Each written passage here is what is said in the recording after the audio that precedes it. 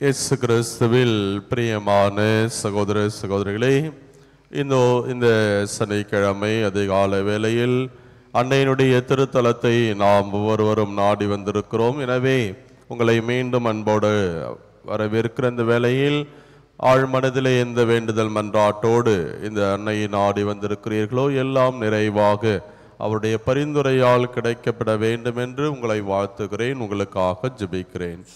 இந்த இறைவார்த்தை நமக்கு சொல்லக்கூடிய செய்தி என்ன என்று நாம் ஆழமாக சிந்திக்கிற வேளையில் நம்முடைய செயல்கள் எவ்வாறு இருக்கிறது என்பதை நாம் சீர்தூக்கி பார்க்க அழைக்கப்படுகிறோம்.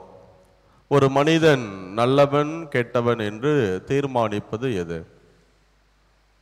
ஒருத்தருங்க நல்லவங்க கெட்டவங்க அப்படின்னு எப்படி சொல்லுவோம்? செயல்கள். நல்லது செய்தா நல்லவர், கெட்டது செய்தா கெட்டது. இதுதான் கடவுளாக இருந்தாலும் சரி மனிதனாக இருந்தாலும் தீர்ப்பிடக்கூடிய ஒரு காரியம்.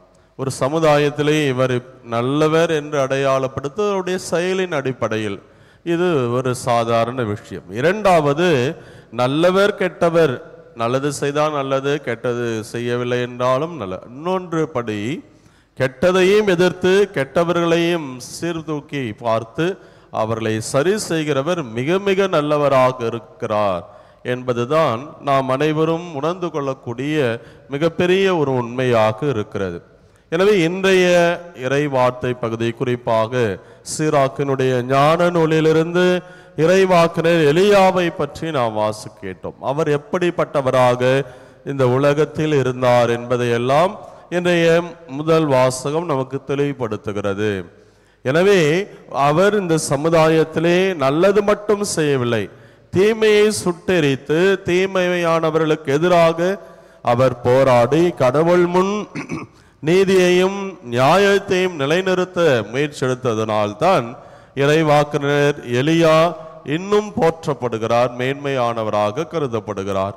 நற்செய்திக்கு கூட ஆண்டவர் இயேசு அவர் நல்லவர், என்னை ஏன் நல்லவர் என்று சொல்வாய் என்று போதகரே நீர் நல்லவர் என்று அந்த இளைஞன் சொன்னபோது என்னை அப்படி நீ சொல்ல வேண்டிய அவசியம் இல்லை என்று அங்கேயே அவர் சுட்டி காட்டுவதை கூட நாம் பார்க்கிறோம். அப்படி என்று சொன்னால் மக்கள் மத்தியிலே இயேசு எங்கெல்லாம் சென்றாரோ நன்மையை செய்தார், நல்லதையே செய்தார். எனவே எல்லாருமே அவரை அவருடைய செயலின் அடிப்படையில் தான் பார்த்து இவர் மேன்மையானவராக இருக்கிறார், இவர் கடவுளின் மகனாக இருப்பாரோ என்றெல்லாம் அவர்கள் யோசிக்கிறார்கள். திருமுழுக்கு யோவானுக்கும் அதே ஒரு வார்த்தைகளை சொல்லித்தான் அவர்கள் சொல்லுகிறார்கள். ஏன் கடைசியிலே ஆண்டவர் இயேசுனுடைய அந்த இறப்பின் போது அந்த சிலுவை அடியில் இருந்த அந்த படை வீரன் அவன் சொன்ன வார்த்தை, உண்மையிலேயே இவர் மெசியா, வல்ல இறைவாக்கினராக இருக்கிறார். ஏனென்றால் அவருடைய விழாவை அவன் ஈட்டியால் குத்திய போது அதிலிருந்து வழிந்த தண்ணீரும் இரத்தமும் அவனுடைய பார்வையை சரி செய்த போது, புதுமையாக அற்புதமாக பார்வையை பெற்ற போது, அவருடைய இறப்பின் போது நடந்த இயற்கையினுடைய சீற்றங்கள் இதெல்லாம் பார்த்து உண்மையிலே இவர் கடவுளின் மகன் என்று அவன் சான்று பகர்ந்தான். எனவே அன்புக்குரிய சகோதர சகோதரி, இந்த உலகத்தில் நம்மை உயர்வாக மதிக்கப்படுவதும் அல்லது தாழ்வாக நம்மை மக்கள் பார்க்கப்படுவதற்கு காரணம் அடிப்படையாக இருப்பது நம்முடைய செயல்கள். நமக்கு முன்பாக இருக்கக்கூடிய இந்த இறைவாக்கினர் எலியா, திருமுழுக்கு யோவான், ஆண்டவர் இயேசு, அதையும் தாண்டி நம்முடைய அன்னை மரியாள், இவர்கள் எல்லாம் அவருடைய செயல்களினால் தான் கடவுளுடைய பார்வையிலும் சரி மனிதருடைய பார்வையும் உயர்வாக கருதப்படுகிறார்கள். எனவே நீங்களும் நானும் உயர்வாக எண்ணப்பட வேண்டும் என்று சொன்னால் நம்முடைய செயல்கள் எவ்வாறு இருக்கிறது அதை சீர்தூக்கி பார்க்க வேண்டும்.